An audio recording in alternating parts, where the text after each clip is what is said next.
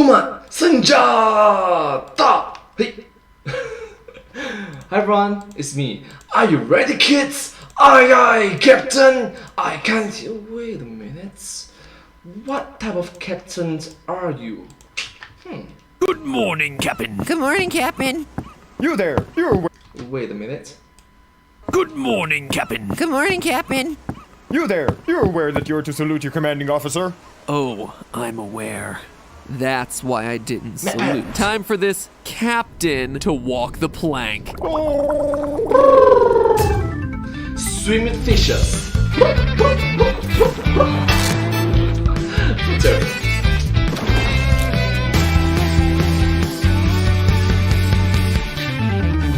Hello, Internet. Welcome to Food Theory. Hello Internet, welcome to Food Theory. So, hey. The show that stays crunchy even in milk. Theorists, if you're anything like me, there's nothing worse than soggy breakfast cereal. Well, maybe cereal that tastes like green onions. Or cereal that tastes like cardboard. I guess finding out your favorite cereal mascot is inbred is pretty bad too. You know what? Maybe there are a few things worse than soggy cereal, but soggy... SABC. But understandably, please recognize that every individual is different. Beauty is an eye of a beholder. Sorry. 情人眼里出西施.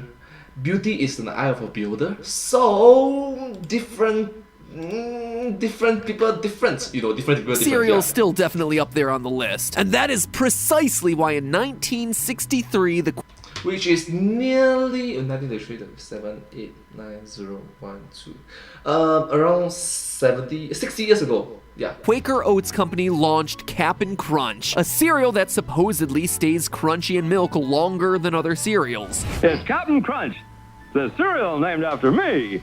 Cap'n Crunch, delightfully sweet, sugar sweet, and fun to munch cause it keeps its crunch. So crisp, it never uncrunches, not even in milk. Now, anybody for a bowl of Cap'n Crunch?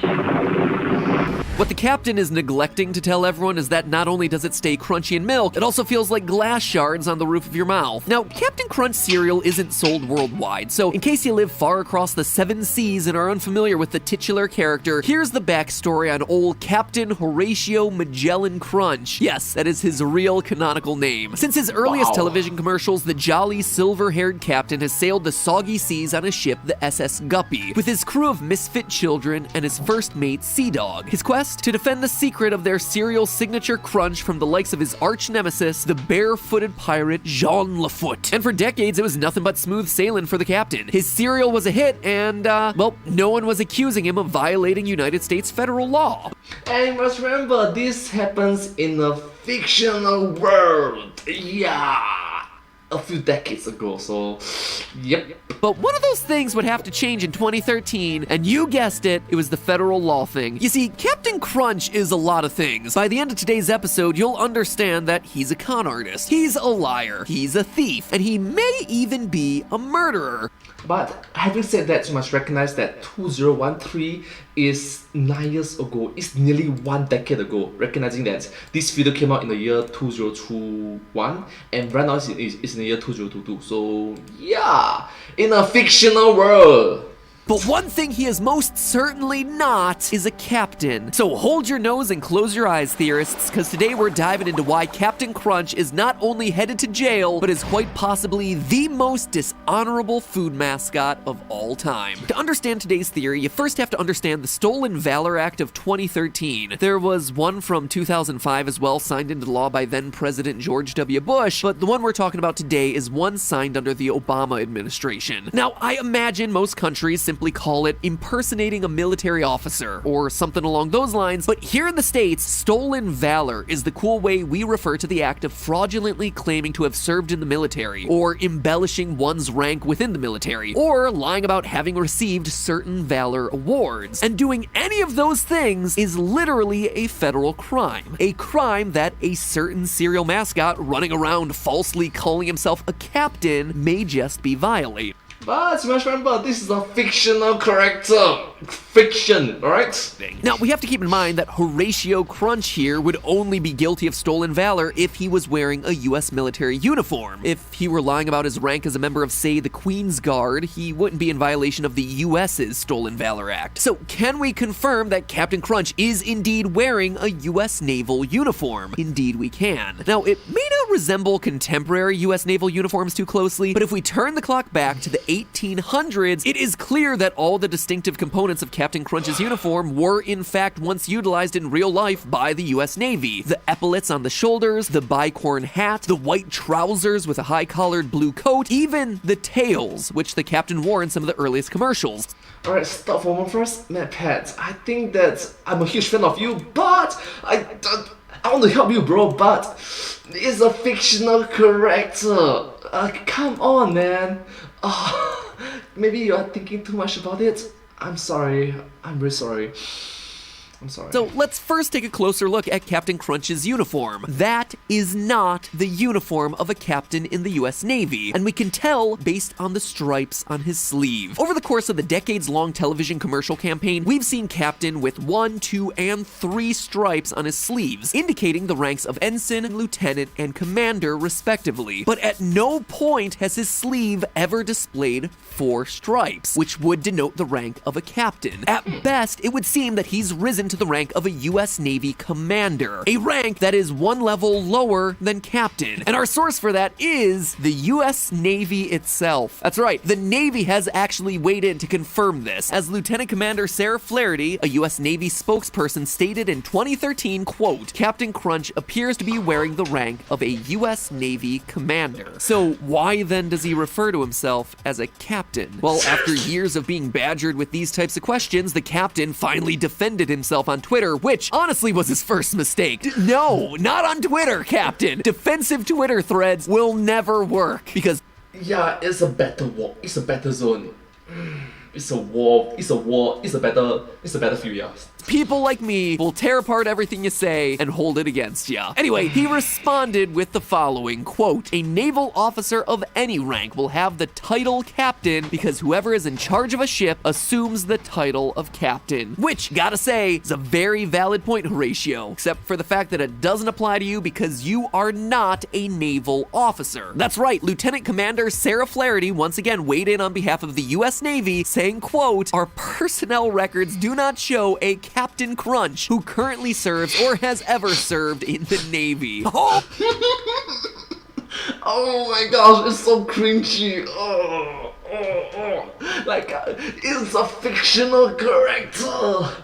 It's fictional. Oh, snap, crackle, pop. You just got dunked on by the US Navy. Let's drop anchor for a moment to unpack all this. Captain Crunch isn't merely exaggerating his military rank, he is straight up lying about his military service altogether. This would definitely explain why his uniform is pieced together like he's some kind of historical cosplayer. But if you don't believe the military records, then turn your attention to his ship, the SS Guppy. See, SS is a prefix used for civilian ships, often indicating that the ship is a screw steamer, or in more layman's terms, a steamship. Were he captaining a US naval ship, that ship would almost certainly have a non-civilian prefix. It would be called, say, the USS Guppy, meaning the United States ship Guppy, or perhaps even the USF Guppy, where it'd be classified as a United States frigate. So we know Horatio has never been enlisted in the US Navy. We know that he's dressed in a legit US naval uniform, and we know his intent is to be perceived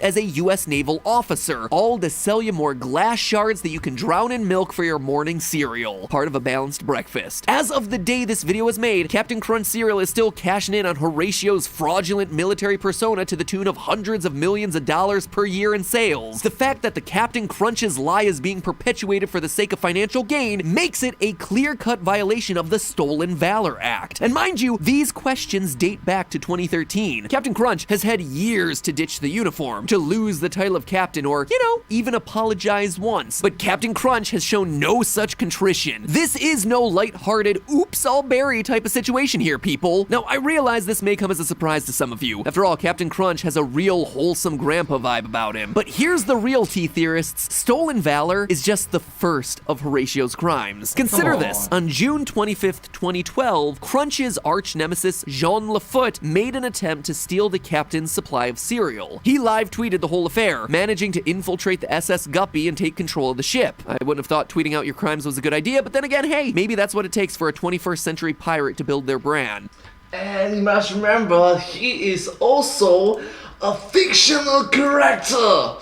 Oh, wow, so cringe, man, this video. At this point, though, things start to take a turn. Shortly after realizing he didn't know how to steer the ship, Lafoot was bitten by Captain Crunch's first mate, Sea Dog, and was forced to jump overboard to escape. Now, this wouldn't normally raise any eyebrows. After all, Jean Lafoot live tweeted many of his prior failed attempts to steal Captain Crunch's cereal. But here's what's chilling about Lafoot's 2012 tweet about jumping overboard. He hasn't tweeted since. Go take a look for yourself. The real Jean Lafoot Twitter account has been dead silent for over 8.5 years. This implies that he jumped overboard but was unable to make it back to civilization, flat out dying amongst the open seas. Now, that alone would be tragic, but what's worse is that 2 minutes after Lafoot's final tweet, a remorseless Captain Crunch tweeted, "Hit the road, real Jean Lafoot," or should I say, hit the water. Horatio, my man, was this the time to make a joke? Yeah, Lafoot was trying to steal your ship, but is that really an excuse to smugly watch as he drowns at sea? Look, I get that Captain Crunch and Jean Lafoot were nemesis for decades, but they had some good times over those years too. They shared a love for Captain Crunch cereal. They competed against each other in friendly competitions. In fact, they even joined forces to help market Jean Lafoot's Cinnamon Crunch cereal. And after all that history together, Captain Crunch just stands there on the deck of the SS Guppy, drafting the perfect clapback tweet while his frenemy drowns before his very eyes? I mean, honestly, what kind of a person is Horatio Magellan Crunch? How about the kind of person who abandons his pet dog? Folks, I wish I were making this up, but I'm not. Sea Dog, Captain Crunch's trusty first mate who's been at Horatio's side since the very, very beginning, has been conspicuously absent for a while now. Seems the last Sea Dog sighting was in 2015 on Twitter. Yep, even the dog has an official Twitter page, though I'm not sure you could call what he does tweeting. It is literally just him howling. But the point is, Captain Crunch used to tag him in tweets all the time, even referring to him as his first mate and constant companion. However, since Sea Dog's last tweet in 2015, Captain Crunch has not mentioned Sea Dog once, and he has actively ignored any and all tweets from fans that mention Sea Dog. Now, Sea Dog's Twitter bio seems to suggest that he's back on dry land now and quite happy about it, except it's written in English. Folks, scroll through Sea Dog's tweet history if you need a refresher, but it has firmly been established that Sea Dog is not capable of writing that bio. Someone else had to have written it. What's more, there have been numerous commercials since 2015 that plainly show Captain Crunch is back at sea. So I gotta ask, Captain, hashtag where's Sea Dog? Are we to believe that Captain Crunch's first mate and loyal companion just retired one day after 50 plus years and then also magically learned English? Or is it more likely that the Twitter bio was penned by Sea Dog's beloved master, Horatio Magellan Crunch, who's committed federal crimes, who has gleefully watched a man die in front of him, and who now appears to be papering over the death or disappearance of his loyal pet? Folks, I don't know what's become of Sea Dog, but the best case scenario here is that he's merely been abandoned by his master. I hold out hope that Sea Dog is living his best life out there on dry land right now, but frankly, I doubt it. If Sea Dog were truly okay, wouldn't he just be howling at us on Twitter? What we can prove, my friends, is that Captain Crunch has violated federal law. What we cannot prove are the whereabouts of anyone and everyone who's ever been close to Captain Crunch. Lafoot, Sea Dog, the crew of misfit children that just for whatever reason are no longer at the captain's side. As a result, the captain sails the seas alone, answering the call of anyone that speaks his name, even if they're a full-grown adult. Crunchitize me, Captain.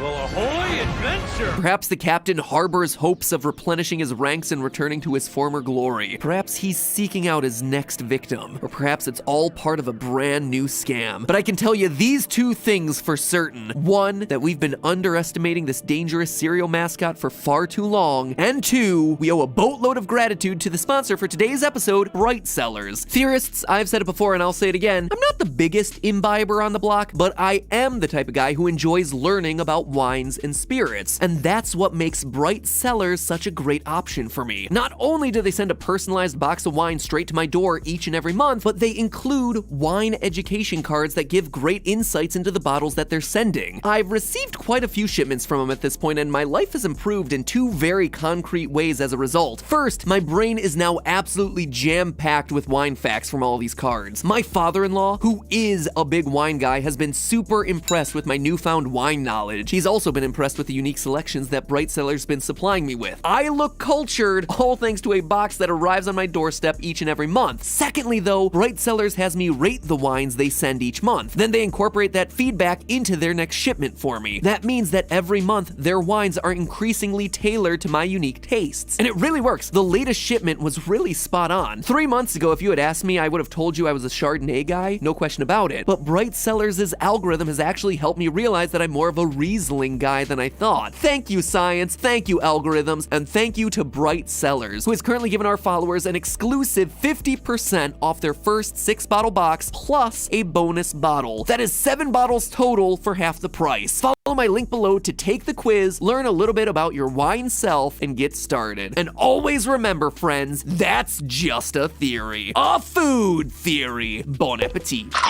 Thank you so much for watching this video. I hope you find this video very interesting to watch. It's kind of unique and special with a little bit of interesting creative twist to it. But still is a fictional character. Come on man, MadPat. Maybe you're thinking too hard about it. Maybe? Anyways, thank you all so much for watching this video. I hope you find this video very interesting to watch. If you do like this video, please remember to like, share, and subscribe to my channel. And comment down below if you have anything to share with us down below. Don't forget to follow my channel and sincerely appreciate all of your support and encouragement for my work. Thank you all so much. You're the best and hope to see you all in my next video. But hey, that's just a theory. A food theory. Bon appetit. Thank you so much.